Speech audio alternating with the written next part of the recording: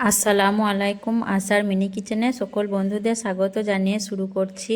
আজকে আমি নিয়ে এসেছি চিকেন মোমো রেসিপি। বাড়িতে কিভাবে খুব সহজেই চিকেন মোমো তৈরি করবেন সেটাই আজকের ভিডিওয়ে আপনাদের দেখাবো। আর চিকেন মোমো রেসিপি যদি আপনাদের পছন্দ হয় অবশ্যই আমার চ্যানেলটি সাবস্ক্রাইব করে আমার পাশে থাকবেন। তো চলুন ভিডিওটি স্কিপ না করে দেখতে থাকুন কিভাবে বাড়িতে আমি খুব সহজে চিকেন মোমোগুলো বানাচ্ছি।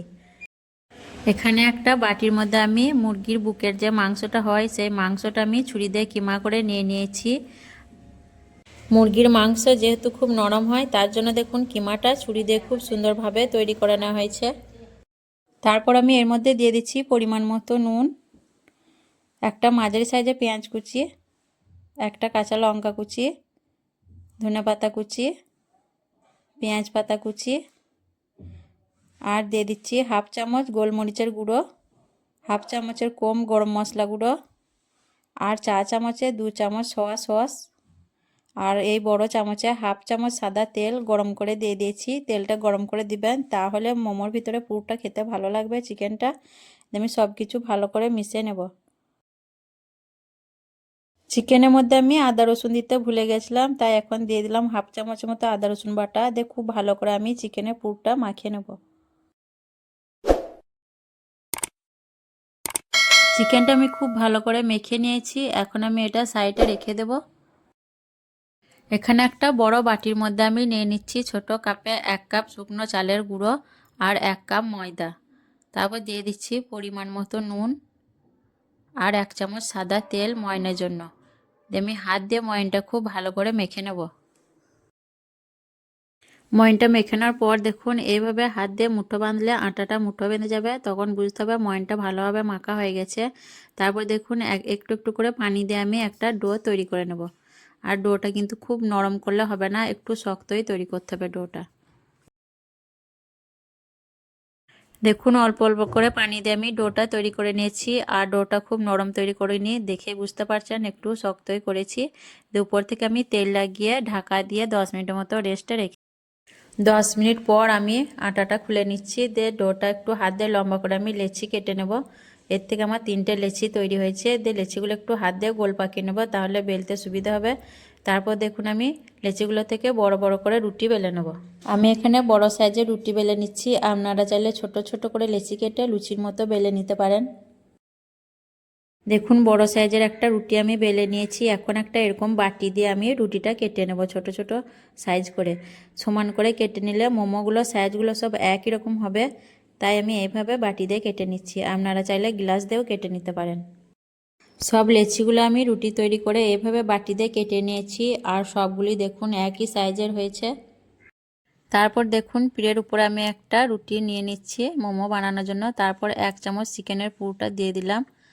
দিয়ে আমি দেখুন মাঝখান থেকে ধরে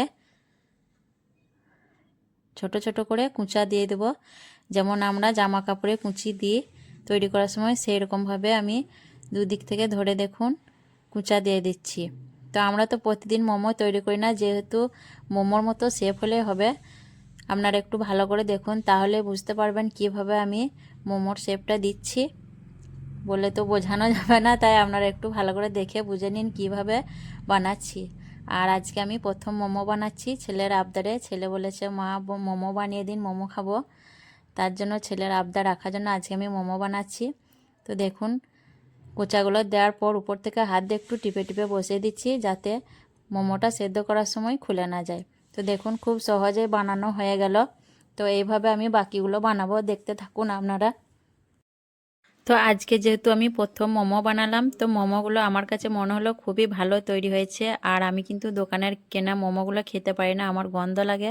তো আমি আজকে নিজে বাড়িতে বানিয়েছি মোমোগুলো, কিন্তু খেতে খুবই ভালো লেগেছিল। আর আমার মনে হলো মোমো তৈরি করা খুবই সহজ। তো আপনারাও এইভাবে বাড়িতে মোমোগুলো তৈরি করে নিতে পারবেন খুব সহজেই। এখানে আমি আরও একটা ডিজাইন তৈরি করে নিচ্ছি, গোল ডিজাইনটা। এটাও দেখুন খুবই সহজভাবে বানানো হচ্ছে, আর মোচাগুলো দিলেই মানে মোমো তৈরি শেপটা হয়ে যাবে। তো দেখুন এটাও খুব সুন্দরভাবে তৈরি হয়ে গেল। তো এইভাবেই আমি বাকি মোমোগুলো সব তৈরি করে নেব। দেখুন মোমোগুলো সব আমার তৈরি করা হয়ে গেছে, এখন আমি এগুলো সেদ্ধ করে নেব। এইদিকে একটা আমি সসপ্যানের মধ্যে পানি গরম হতে দিয়েছিলাম। পানিটা ফুটে আসার পর দেখুন মোমোগুলো একটা একটা করে আমি পানির মধ্যে দিয়ে দিচ্ছি।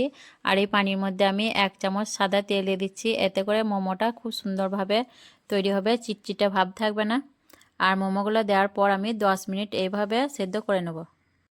মোমোগুলো দেখুন আস্তে আস্তে একটা একটা করে মোমো ভেসে উঠছে, আর আমি চামচ দিয়ে হালকা করে একটু নাড়াচাড়া করে দিচ্ছি।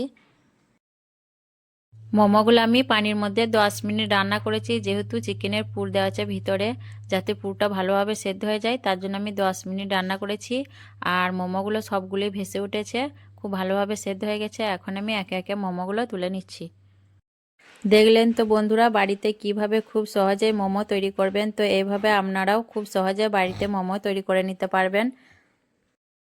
আজকের চিকেন মোমো রেসিপি কেমন লেগেছে অবশ্যই কমেন্টে জানাবেন। ভালো লাগলে লাইক করবেন, শেয়ার করবেন, আর আমার চ্যানেলটি সাবস্ক্রাইব করে আমার পাশে থাকবেন। তো আজকের মোমো রেসিপি আমি খুব সহজভাবে আপনাদের দেখিয়েছি, আপনারা চাইলে এভাবে বাড়িতে তৈরি করে খেতে পারেন। তো আসবো আবারও অন্য কোনো রেসিপি নিয়ে। সকলে ভালো থাকবেন, সুস্থ থাকবেন। আল্লাহ হাফেজ।